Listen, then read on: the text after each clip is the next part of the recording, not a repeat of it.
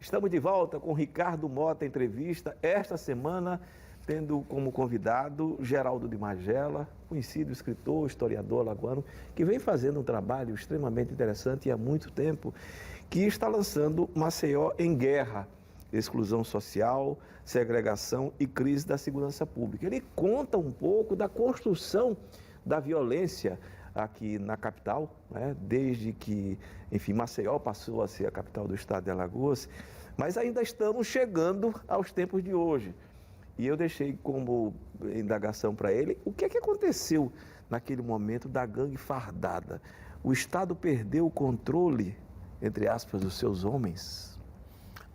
Os governos daquele período, eles levaram para dentro do Estado esse tipo de organização que se formou. Como o Estado foi sendo completamente conivente com as ações criminosas a partir do núcleo policial, e antes, com a migração ou com a substituição das ações do Sindicato do Crime para a institucionalização do crime, ou seja, a partir de 75, no primeiro governo do Suragi, você começa a ter o Estado operando tudo isso, tanto é que aos desaparecimentos, ao que o Zito Cabral, célebre jornalista alagoano, denominou dos crimes misteriosos e os super misteriosos. O misterioso era o que você sabia, mas não podia dizer. E os super misteriosos é que ninguém sabia quem matou e não era para ser noticiado e jamais foi aberto o inquérito. Então, essa migração e essa institucionalização do crime, ela veio acontecendo dentro do aparelho de Estado em Alagoas, até chegar na formação da gangue fardada, que aí é uma organização realmente, talvez uma das mais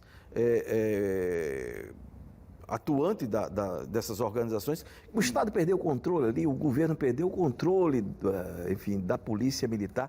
Eu lembro que uma certa feita, naquele período, um coronel, eu indaguei a ele, quantos homens formam essa gangue fardada falada? Ele disse cerca de 180. Isso é um exército que o Estado Islâmico gostaria de ter, né? Exatamente. Então, o Estado não só perdeu o controle, como essas organizações passaram a ter, essa organização passou a ter uma força impressionante, inclusive impactando na economia. Na hora que eu tenho o transporte, que naquela época chamava hoje alternativo, naquela época era o transporte clandestino. E esse transporte clandestino é protegido por essa organização. E só passava com autorização. Você tinha um adesivo, sou amigo do fulano. A institucionalização disso, a proteção de toda dessa rede que vai se criando em cada município, desmantela o transporte coletivo legal, que era um dos maiores contribuintes dos intermunicipal, né? O intermunicipal. Então, as empresas começam a sofrer o impacto disso. Então, isso vai impactando. Depois você tem uma organização que ela entra com uma ação política. Ela vai para o ambiente político, para a disputa eleitoral. Ela estava no ambiente político, só que resolve criar uma própria ambiência política. E ter voz dela no parlamento. Exatamente. Ter voz no parlamento. Estamos falando do ex-tenente-coronel Manuel Cavalcante, né? Enfim, e os seus homens e seu exército privado. E ele reconhece no livro um depoimento importantíssimo que ele dá para o jornalista Geraldo Cavalcante, onde ele faz inclusive uma autocrítica, que ele subestimou o marketing dele com a questão da carteira e com a ação nos municípios do transporte clandestino. Ele subestimou o que poderia impactar, e que de fato impactou, que chegou à prisão dele. Mas um aspecto interessante, ele prestava serviço, né, ao que se chamava antigamente Sindicato do Crime. Ele prestava serviço a essa turma, né? Só que depois ele passa a ser rival. Mais do que isso, ele tem, no depoimento dele ao livro do Joaldo, que eu cito no meu livro, o 17 de julho, que é o livro do Joaldo, ele era o elemento central da segurança particular do governador. Do Geraldo Bulhões. Do Suragi. Suragi, depois Geraldo... o último Suragi. Governo Suragi. Certo. O último governo Suragi. Então, ele tem um papel central, ele dá depoimento, que é um depoimento de uma franqueza impressionante. Eu tenho depoimentos mais francos dele, dados enfim... Não, mas ele está ali antes- depois de anos, depois de cadeia, depois de tudo isso. Então, você tem um depoimento que ele dá circunstancialmente. Em cada momento, ele faz um relato, momento a momento, quando até desmantelar, até arrebentar o 17 de julho. Então, você vê que você tem uma organização onde ela estava dentro do gabinete militar do Palácio. Você tinha o secretário, que era um coronel, secretário do gabinete militar, mas quem fazia toda a segurança pessoal, e ele descreveu como era feita a segurança e da relação dele com os movimentos de policiais, sobretudo. Então, você tem uma organização que ela está enraizada dentro do poder. E tanto é que, para desmantelar a gangue fardada, há uma união. Quando eu falo GB, ele começa a se construir ali, né, no governo GB. né? Ele começa a ter uma ascensão na hierarquia da polícia.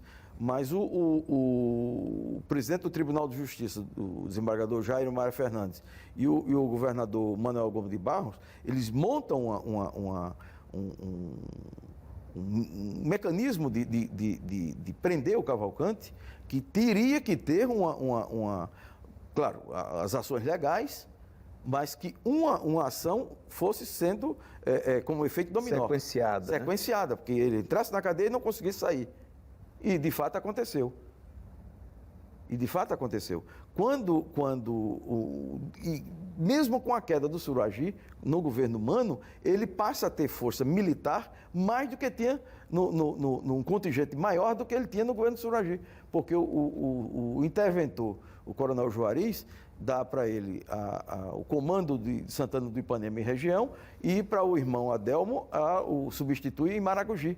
Então ele passa a ter praticamente mais de 800... O sertão e o região litoral. norte, né? Então ele vai para 25 municípios num canto, 17 no outro, você está com quase 40 municípios na mão e com 800 homens em armas. Ele comanda 800 homens, 400 num canto e quase 400 no outro. 400 e pouco no sertão e quase 400 em Maragogi. Então, isso é um poder fantástico que ninguém nunca teve. O que não significava que todas essas pessoas integrassem, né? A gangue fardada é bom. Não. né? Mas ele, como comandante. Eu sei, como comandante. Ele certo. operava em todas as áreas. Claro que ele tinha um núcleo dele da organização dele. Mas você tinha um aparelho militar fantástico. Então, você tinha o Estado completamente destruído. Esse Estado, o Estado policial, a polícia militar como força estatal, ela inexistia. Ela estava completamente corroída. Isso eu ouvi pessoalmente, eu e a prefeita Cátia Borges, e o próprio Joaldo, nós ouvimos do ministro do Exército, o general Zenildo Lucena, numa audiência. Quando nós fomos, e eu relato, um capítulo do livro, nós fomos a mando de um grupo, a pedido de um grupo de militares, de oficiais militares generais que moram ainda aqui em Maceió, para solicitar ao ministro do Exército que fosse transferida a Brigada Militar, a 10ª Brigada Militar de Pernambuco para Alagoas. Porque a 10ª Brigada teria um general no comando e em qualquer momento ela podia intervir na Polícia Militar. Coisa que o quartel aqui, o 59, não se equivale em nível em grau de hierarquia. Então, a crise na segurança pública, ela foi tremenda, ela chegou a quase se esvair mesmo. Mas a gente vai ter que dar um corte histórico, porque a entrevista só tem um bloco, e eu vou deixar esse último bloco para a gente falar sobre a Maceió de hoje. Existe uma violência, talvez a expressão Maceió em guerra você a utilize mais em função do que a gente vive hoje. Eu particularmente não gosto dessa expressão guerra, foi muito banalizada pelos americanos, guerra a tudo, guerra ao tráfico, enfim. Mas, enfim, o governo do Estado, na sua opinião, ele é vitorioso na sua política de segurança ou não? Daqui a pouquinho você responde.